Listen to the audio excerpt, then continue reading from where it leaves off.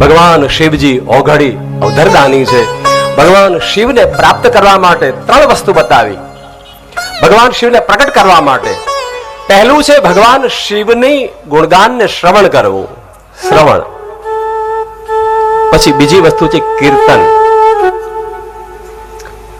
શ્રવણ, કીર્તન અને પછી મનન. શ્રવણ, કીર્તન અને મનન દ્વારા ભગવાનને પ્રાપ્ત કરી શકાય છે. ભગવાન પ્રગટ થાય છે, ભગવાન આવે છે, તમારા જીવનમાં ધન્યતાનો અનુભવ થાય. શ્રવણ કરો, પણ શ્રવણ પણ યોગ્ય વ્યક્તિ પાસે કરવું. ધ્યાન રાખો, જ્યાં ત્યાં શ્રવણ કરો એને શ્રવણ ન કહેવાય, સાંભળ્યું કહેવાય. શું કહેવાય? કથા જ્યાં ત્યાં સાંભળી એમ નહીં. સંનિષ્ઠ વ્યક્તિ પાસે, જ્ઞાની વ્યક્તિ પાસે, બ્રાહ્મણ પાસે, યોગ્ય વ્યક્તિ પાસે જ્યારે તમે કથા સાંભળો ત્યારે તમે કહી શકો મેં કથા શ્રવણ કરી. બાકી સાંભળી કહેવાય.